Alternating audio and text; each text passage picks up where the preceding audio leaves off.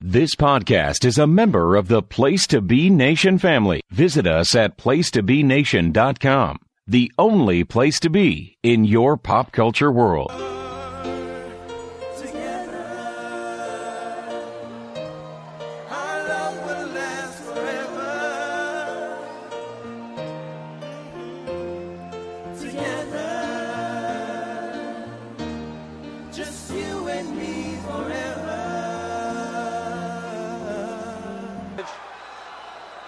Do you take this woman as your lawful wedded wife? Ooh, yeah! Oh, Place the ring on her finger and repeat after me. With this ring, I thee wed. Hello, I'm Ryan Everett. Hi, I'm Cindy Everett. And together we're the co-host of With This Ring. And today we'll be With This Ring number 23. We'll be looking at the man they call Vader. The man they call Vader? Yes. Well, that was more what they called him in WWF, but it was his sort of build-up to it. Also, Big Van Vader in WCW. Okay. Yeah. The man we call Vader. So, before we went into this, what did you know of That was Vader? actually one of my first questions for you, is what his kind of life was like. What I knew about Vader is I know that when he died, you came home and watched the Boy Meets Boy World. Meets World episode. Yep. Where he was the principal or He was substitute teacher or something. No, strange. he was. So Corey Matthews had to be on the wrestling team to get credits or something, Obviously. and eventually it breaks down that he faces Joey the Rat, one of the bullies. Okay, yeah. But then the bully tags into Frankie, the big fat bully, Gotcha. and then it turns out Frankie's father is Vader, who just hangs Obviously. out. And Vader jumps in the ring and is ready to go at it with Mr. Feeney. Then Mr. Feeney tells him that he knows his real name. Oh, what was his real name?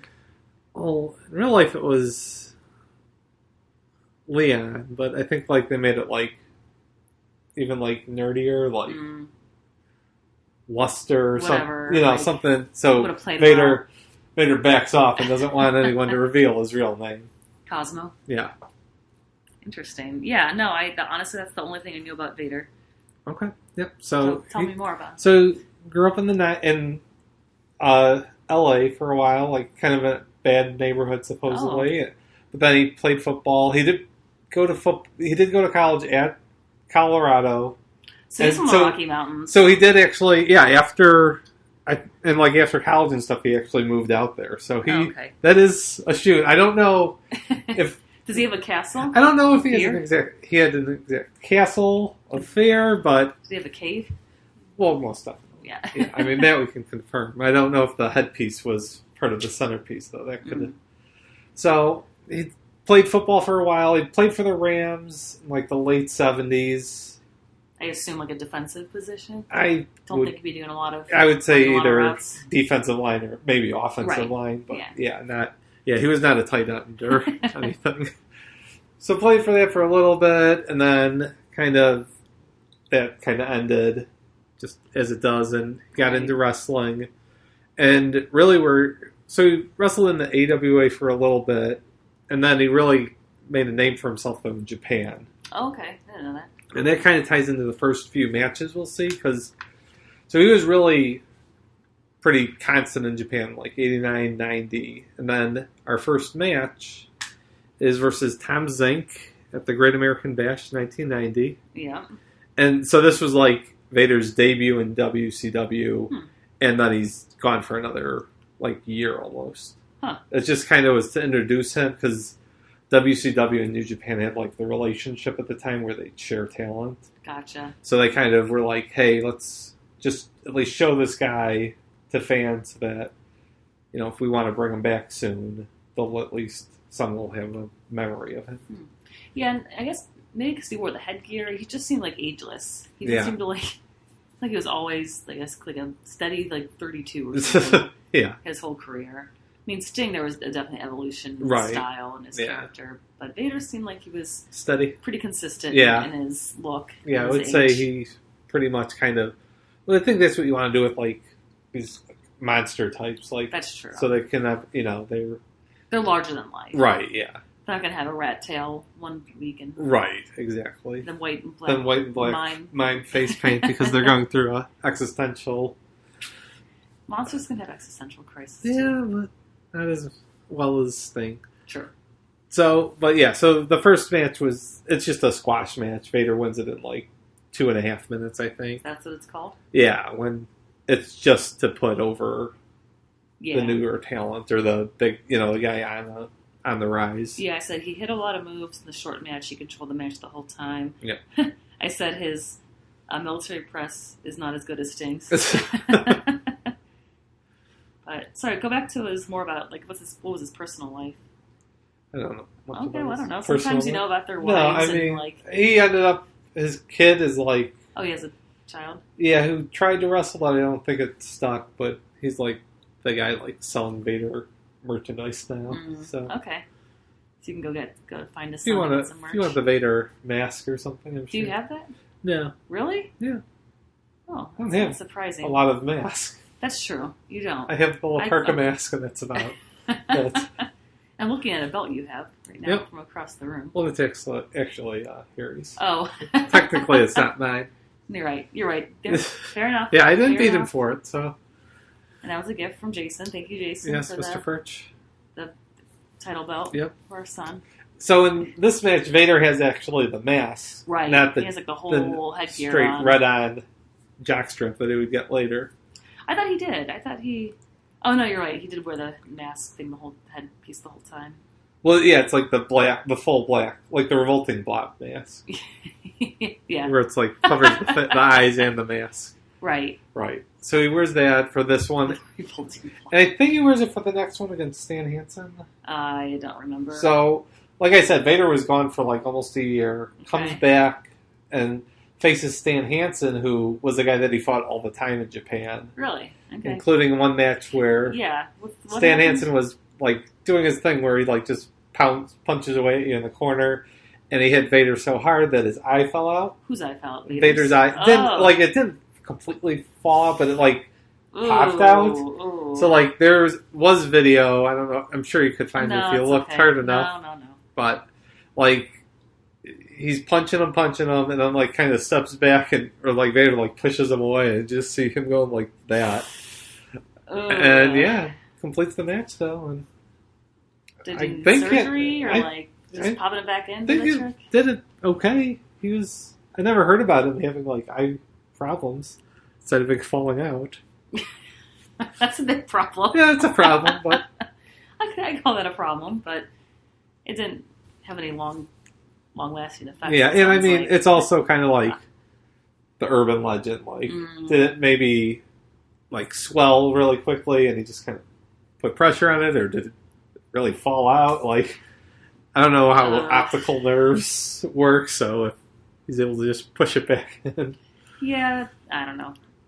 But, that is interesting. I didn't know that Stan Hansen fought in Japan, too. Yeah. Oh, yeah, that's, he was, in the late 80s, early 90s, he was, the most famous foreigner. Really? With all that chewing tobacco? Oh, yeah. So he was popular because he was, the stereotype yeah, of, the hillbilly. Yeah, most of the time, the Americans would be heels. Oh. There'd be some times where, it'd be oh, he's coming and he's, equal. But a lot of times they'd be heels where they'd be, talking about how America's better. And I'm sure Stan Hansen played it up as being a Texas man, good old boy. Yeah. Dusty Rhodes had good commentary during this. So they both get disqualified because they pushed the referee. Yeah, it's just a total brawl. And that's kind of both of their styles. Mm-hmm. But that was a fun one. Oh, I had another question here. Yeah. How did Vader and Harley Race become a duo? So that kind of comes out of our next match. Mm-hmm. So Vader started to appear more frequently here. Late 91, he's kind of... Sorry, what's his real name? Leon White. Leon White, okay. So eventually, late 91, early 92, he's kind of not quite full-time, but almost there. And Lex Luger was going to fight Sting at Super Brawl at the end of February. So Lex Luger started having these bounty matches where if so-and-so could take down Sting, they'd get $100,000 or whatever. So the match we watched was Vader versus Sting, and Harley Race at the time was Lex Luger's manager. So he accompanied Vader down to the ring in this match, just to kind of try and get him to get Sting, and then 2 weeks later, after the pay-per-view, where Sting beats Lex Luger left WCW, so Harley Race needed someone that kind of hooked them back up with Harley Race, kind of off of this match. Okay, yeah. In this match and a couple other ones, I just noted that Vader can move really well for a big guy. Yeah, he's definitely I know you've always been a fan of him, and I never really got it, but after watching it, I think just compared to some of the other bigger guys that no offense, Andre the Giant could barely move. Yeah. So he's very agile. It's like a bear. Yes, I agree. What else happened in this one? Yeah, I'm still always impressed every time that Sting picks him up. Right. That's always impressive. Yeah. Yep, Sting won by count out. Yeah, I said Vader made Sting look good. Right, yeah, it's kind of... Over. Yeah, because this was gearing Sting up to become champion again, so it was... But Vader, it's not like Vader gets pinned and is, automatically, off to the scrap. It's like he fought him hard and Vader just made a mistake to knock himself out. Right. And so hang on, let's talk about it in context. That was 92, so that the promo we watched, would that be next chronologically? Or the Steamboat match? No, yep, both of those promos would be next. Nice. Yeah. So Vader, we watched at the Great American Bash 92, it's Sting versus Vader, and Vader wins. I think that was the first set of... Did we watch that one with Sting?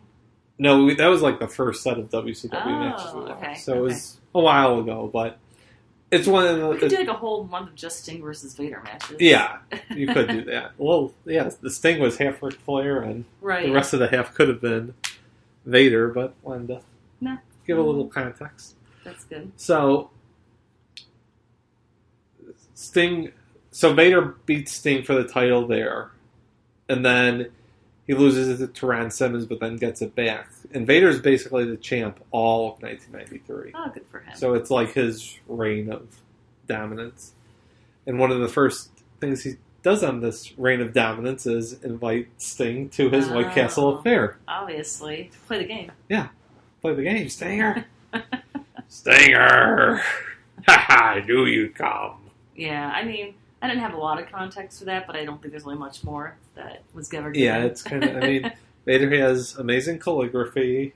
Yes, and is able to write just a sparkling medieval letter.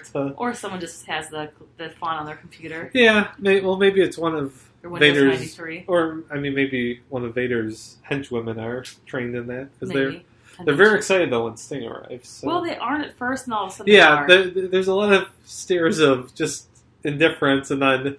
Cheatum explains, it's Sting! It's Sting! And they're all like, oh. Should have been on them from the first place. Well, are they if they're employed by Vader, they should keep their hands to themselves. Yeah, it didn't really make a lot of sense. No. And then we have a strap match, which is really just tug of war over fire. Yeah, and then... Then it blows up. Then it blows up, somehow. We're not spoiling this for anybody. No, it's very incoherent. Yeah. And then... Is there any follow-up to that promo, or is it a match? It was a Super Brawl. Okay. A strap match where, Vader's bleeding from his back and stuff. Oh, we watched that. Yeah, it's awesome. It's, that's the thing. It's such a ridiculous promo, but it leads to, one of the top 20 matches. Well, we're not always, Yeah. Well, it also depends on who's in.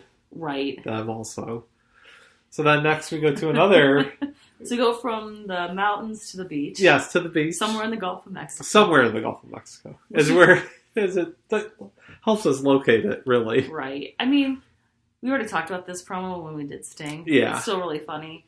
But, what was the whole, setup? They rebuffed us by coming to this island? Well, they didn't go to the press conference. Who?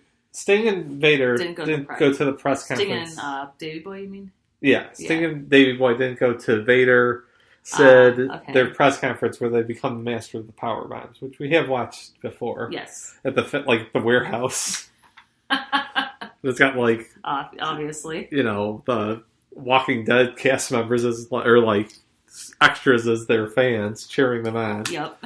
So, but apparently Sting and Davey Boy were supposed to go to this press conference, and they offered them tickets to the retirement home of their choosing.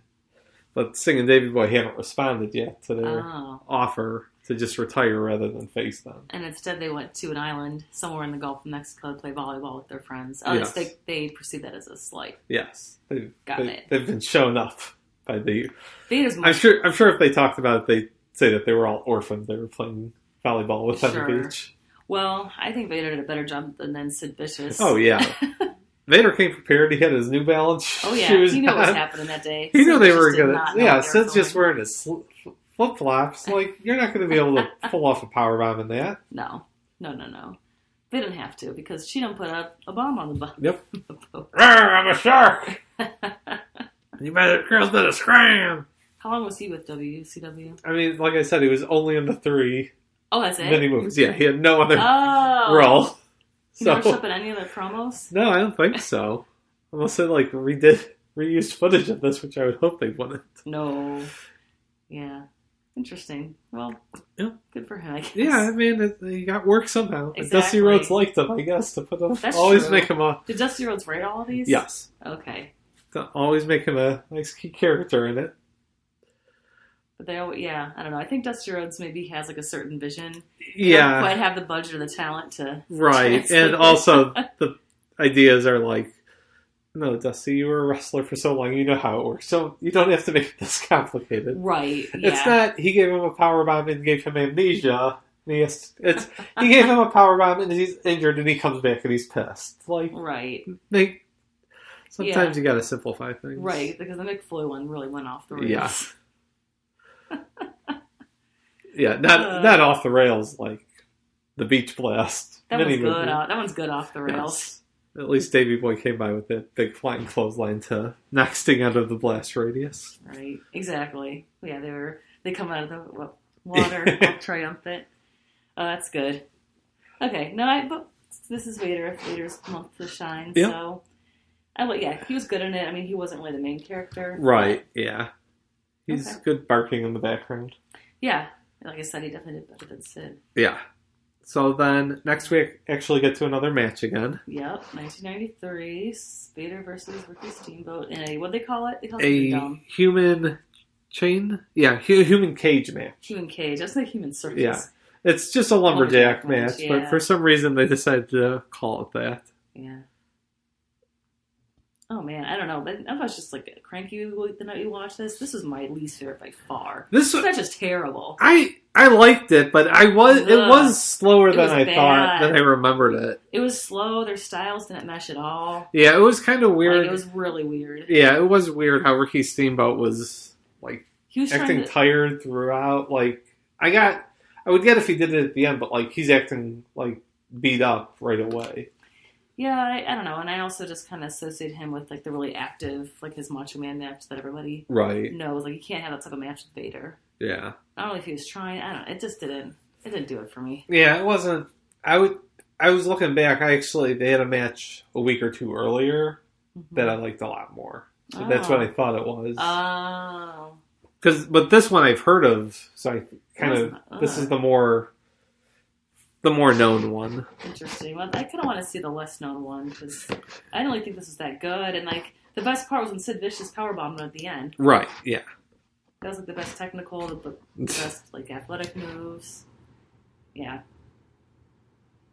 I said when Ricky jumps on Vader's chest, it doesn't look too compelling.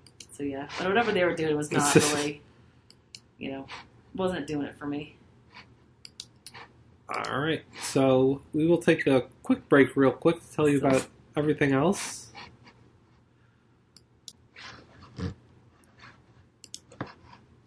Okay, make sure to check out the PTB Wrestling Network store and show off your favorite podcast logo and great merchandise like t-shirt, hoodies, and more. Just go to www.tpublic.com and type PTBW in the search.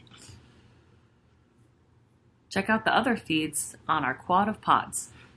The PTB Pop Experience is all about pop culture. We have the best in TV, movies, comics, trivia shows, and so much more. Jennifer Smith is always in the Jenny position with her unique takes on pop culture and life. Her feed is loaded with great shows ranging from movies, books, Marvel, and more. Join JT Rosero, Aaron George, and Chad Campbell for great shows on wrestling, comics, and more with the North-South Connection feed. Check out the histories of WWE, TNA, and other great wrestling topics and takes. Also, Glenn and Scott Butler are continuing their spectacular journey through music, films, and more on the Non-Toxic Fanboys podcast, where they try to enjoy the things they love. Find them at Non-Toxic Fanboys on Twitter, nontoxicfanboys.com, and subscribe wherever you get your podcasts. Make sure to join the Rejuvenated Place to Be discussion group on Facebook. Go to Facebook, look up Place to Be, and request an invite. Discussions and fun with wrestling, movies, tournaments, and all forms of pop culture. Our 2021 stretch project is determining the greatest NWA/WCW wrestler of all time. Go to facebook.com/GWCW and join the group to discuss nominees.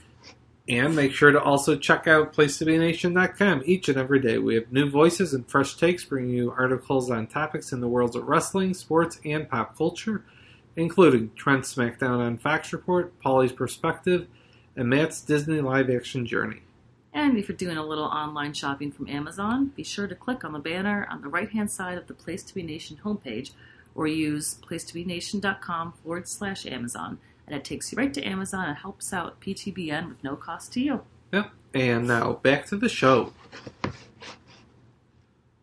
Alright, so then we next joined Vader in 1994. Yep. So he had lost the title to Ric Flair. Okay. The Ric Flair traveling to the show with Mean Gene match. Okay, yep.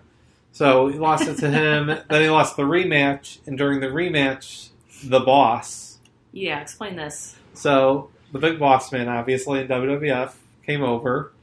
And the Big Boss Man was a copyrighted name, obviously. Yep. For WWF.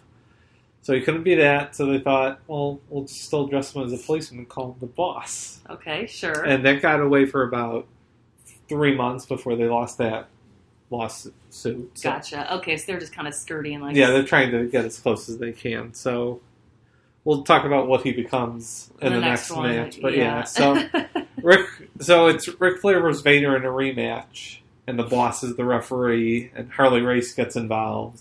Wait, no, this is Vader. Well, I'm just talking about the build-up to this match. Okay. So eventually, Vader starts fighting with the Boss as the referee, and Ric Flair wins the match.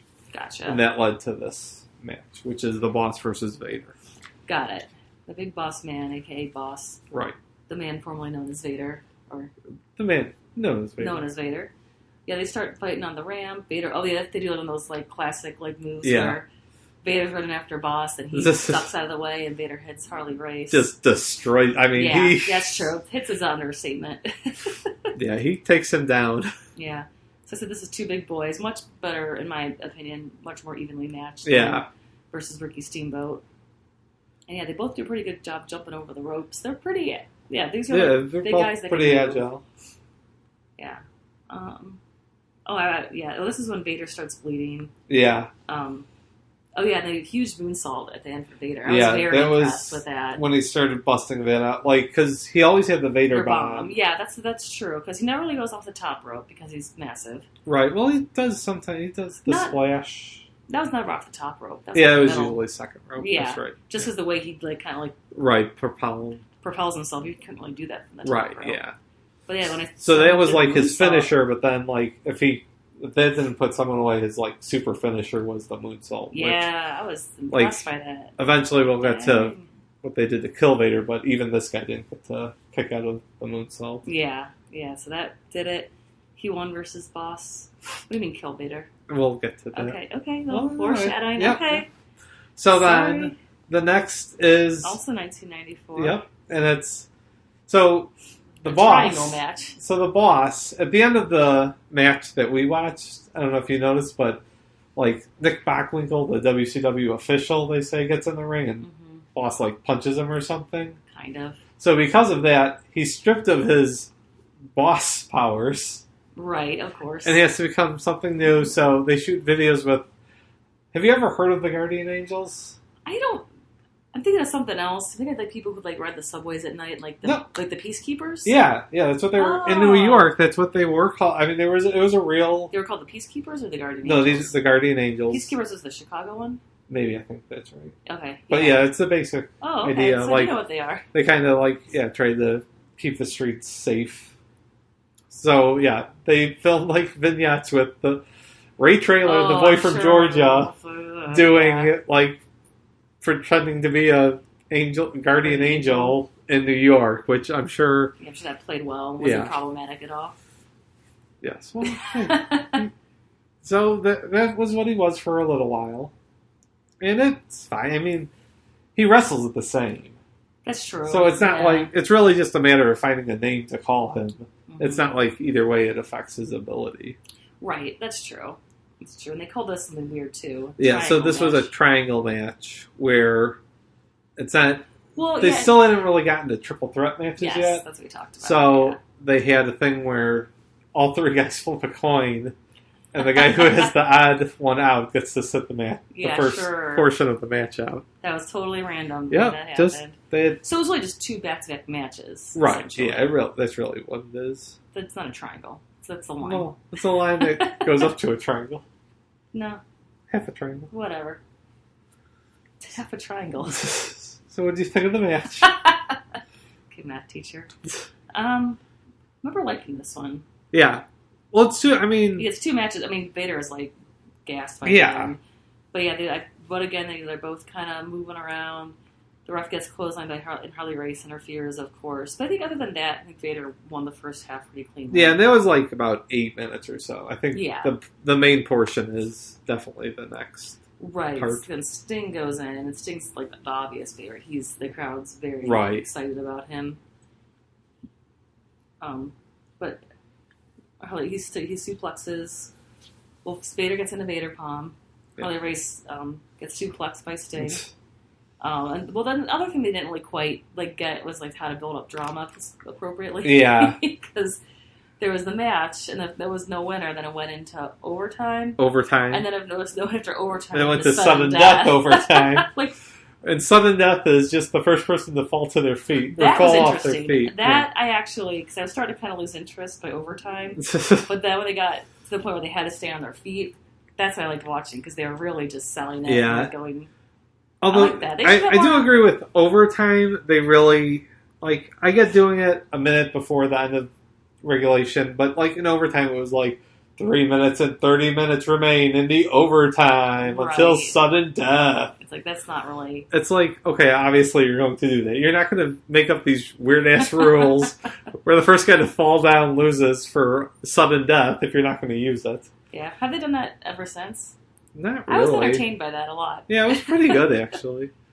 I mean, they've done plenty of last man standing matches. Right. Where...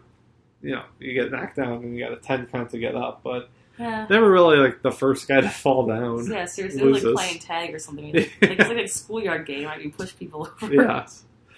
But it worked well because Vader was very selling it and dramatically flopping all over the place. So I said that he won dirty. Yeah, because the mysterious black ninja comes and hits Sting with his pipe. That's right, obviously. So, the crowd was not happy. Yeah. The crowd liked the match, but then when Vader won. Right, yeah. I think they were into it, but they were in for a stinger win. Yeah. So, the last part, so to kind of follow Vader's career here, right after this match, there was a big promo about Hulk Hogan and Ric Flair. They were having the big cage match, retirement match. Mm-hmm. So Hulk Hogan wins that, and then... Ric Flair retired? That's when he retired? Yep, that's when... Yeah, Ric Flair retired in 1993. Got it. Or 94. Never was seen again. And so anyways, eventually Hulk Hogan has to face Vader, because Vader's the top heel left. Right. And the first time they meet in the ring, Vader gives him the powerbomb, and Hulk Hogan just stands up like it's nothing.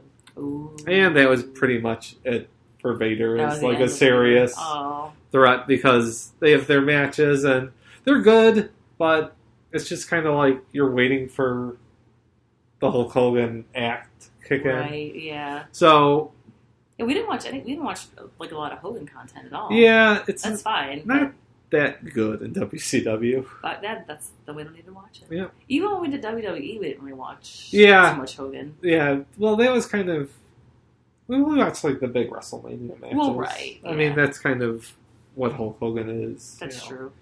He's like a John Cena now or Brock Lesnar. Yeah, he's a special big time guy only. Mm-hmm. So Vader's kind of going down the card, and like Ric Flair and Arn Anderson were trying to help him in his matches with Hogan. Gotcha. But then eventually, like the last match they have, like Ric Flair gets in the way basically and helps Hogan win by accident. Oh, so Vader's like, yeah. I've had enough of you guys. I'll fight both of you if I have to. Oh, he did. Yeah, and then before the match, though, to even solidify Vader as a face more, we see Hulk Hogan in the Dungeon of Doom.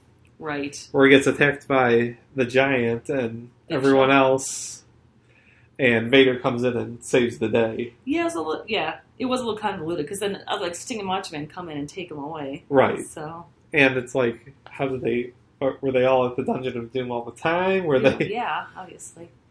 I will say just one thing about promos. We didn't really have any like long soliloquies. Right. There was no hard times. There was no like, I'm going to get amnesia and live in a pirate ship. Like he didn't really like have like a big verbal presence. Yeah, we could. We could kind of get. Well, we could kind of move to our. Is there anything else in the match you want to talk about? Oh yeah, so the last match was Vader versus 2-on-1. Ric Flair and Arn Anderson, and this was a match where they were building up Vader as a face. Oh, that makes more sense now. Yeah. Okay. So I was like, I wrote that Vader jumped out to a strong start. He kind of was on top the whole time. He took a spine buster from Arn Anderson, which once again impressive. Yeah. That was pretty nuts. And yeah, Ric Flair definitely was making him look good. He was like, he was flopping all over. Exactly, or getting tossed all around.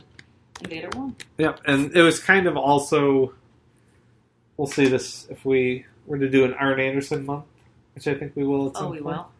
Yeah. Okay. But it was like also helping to build to the Ric Flair Arn Anderson like breakup. Of course. Because like right after the match, I think Bobby Heenan's like, "Where was Flair to break up the pin?"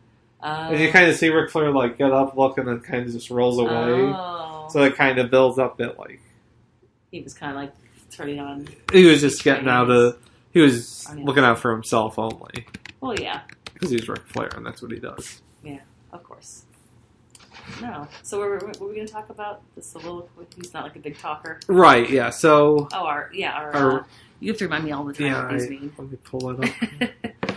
Jay's jump-up factor. Yes. For that for some reason. Do we have him here? No. So it's... N is nuance. Jump-up factor. Well, jump-up factor is its own category. And then there's work rate also. That's right.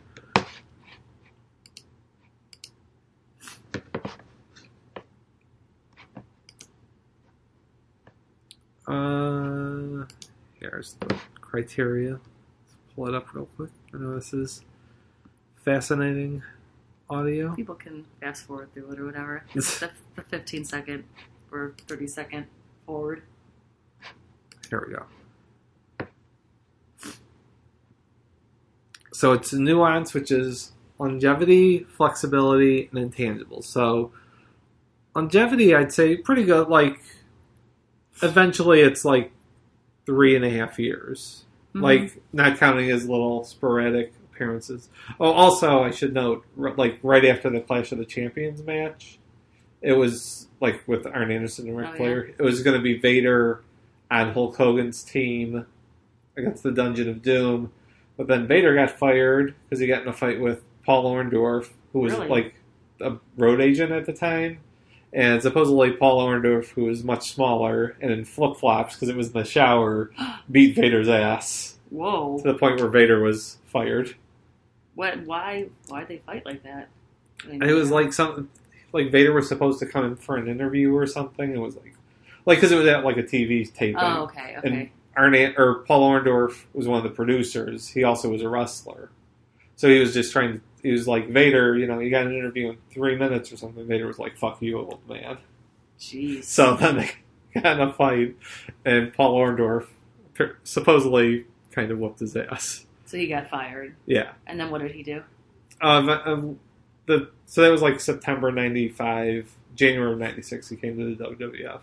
Okay. How much longer did he wrestle there? He had like 3 full, 96, 97, 98, left like the end of 98. It was kind of, 96 was good, 97 was good, but then 98 they were kind of getting on him for saying like he wasn't in shape and he was overweight. And then because of that, he like kind of stopped trying as hard. Gotcha. And then eventually, when he left WWF, he went back to Japan, and he had like a renaissance there. Oh, good. He had like 3 years where he was like back to like being like dominant beast Vader. It seemed like he had a pretty well. I guess with him getting beat up by Paul Orndorff, he didn't really have any other problematic moments. No, not real. I mean, they always said he was really grumpy, and that like his wrestling attire smelled. Because he did. He wouldn't, like, when you go home, the first thing you're supposed to do is, like, wash your gear. Air it out, yeah. And Vader sometimes would just pick the bag up 2 days later when he left again. So there was points where people were like, I don't want to work with him. He smells so bad. Wow. Because he stinks. That's bad. But eventually, I mean, I think it was just kind of crankiness. Nothing too... No substance abuse problems. No, I mean, I'm sure he did. Right. Steroids and coke and everything, but nothing too bad. He was had a lady friend at one point because he has a son. Yeah, I'm not sure about his actual personal life. Gotcha. Really? Sometimes you know a lot about their personal lives. Yeah, well, Vader was kind of a private guy. Yeah, well, good for him, I guess. Okay, so what are the criteria? All right, yes. So we have nuance. So, yeah, like we were saying. Sorry, I want to hear the whole career trajectory. Right. Jump up promos. Good. What's work rate again? Work rate's like, ask you every month. Yeah, work rate's like the actual bell-to-bell ring work. Gotcha. He does well on that. Longevity. He moved. Actually, now I know more. Like, I went from Japan to WCW to WWE, of heel, of face. Okay, and then jump up factor, solid lines, promo skills. Okay, all right. All right. So nuance. I'll give him an 8. No, I don't want to give him. Yeah, 8. The same as Sting. 8. Yeah. And I have like a bias because I have other scores I can look. I'll go 8 because like the flexibility thing. Like, yeah, he turns face at the end, but like literally that's the one match where he's a face. So it's kind of hard to tell how he would have worked. Like, I think the big happy monster face could work, but it's kind of tough to pull off. True. Happy monster. I mean, Vader could work because he's just like an ass kicker. So that's true. That's true. Okay, what was that? So J is like jump up factor. So like big matches. Okay. Big moments, which again, a lot of those, yeah. And we kind of didn't watch him for this particular one, but like he beats Sting. Yeah, I'm gonna give him a 9 for that. He has the Ric Flair match. Yeah, I'm gonna give him a 9 because he is all over a lot. He's in a lot of big matches. Yeah, and like I would say for most of '92 and '93, like every pay-per-view, he is the match of the night. Gotcha. Character work 7. He's no McFoley or Dusty Rhodes. Yeah, I would say I'll go 7 also. Yeah, I think like he had a set character where like there's probably promos of him where he's like, no pain, I feel no pain. Like that was kind of like his thing, and gotcha. Harley Race would kind of more, smooth out the edges. Gotcha. Yeah, he didn't really on his own stand as character too much. And work rate, yeah, that Ricky Steamboat match is terrible. But other than that, yeah, always really solid bell to bell. Just like being a bigger guy, I think it kind of maybe limited his range a little bit. I don't know. Yeah, I think a little bit, but you gotta like. For a big guy, though, I'll give it 8.5. Okay, yeah. I feel like you're gonna give me something higher. I don't know if well, for work rate, 8.5 is the highest we've given. Oh, really? Yeah. Oh. So I don't think I could go higher than that, because I can't really say that he was better than Brian Pillman or... You gave Sting a 7 for work rate? You're crazy. Yeah, because, okay. Sting had good matches, but it was kind of like... Wow, we have the same score. Yeah. Yeah, for everything. So, yeah. We just copied mine. Yeah, I didn't make my own up. What is it? Sum equals? Yes. No, equal sign. S. Or just copy the S. Yeah, and just hit enter. The autofill. See? Well, it's the same thing. No, don't do that. Put the formula in. So you go back and change your mind. There you go. Hit enter. There you go. All right, good. So 32.5 for both of us. Well, we did the same score for Sting overall. We did. Yep. Yeah. Yeah, we've been pretty lockstep. Just a little Dusty Rhodes. I feel like I get to them dirty. Like I should. Yeah, I don't know. Well, I think the promo. I think giving him a 7 for promo. That's bad. Yeah, no, I gotta up that. No. Now that I've seen more, can I go back and edit these? Yes, you can. Can I give him a 9 for promo? Yeah, I would say he's probably a 9 for promo. Yeah. So, see, that's why you put a formula in. Okay, I think the first time I did. Equal sign. Enter. There you go. All right. Okay, that's 27, better. yeah, that makes I feel better. It does, yeah.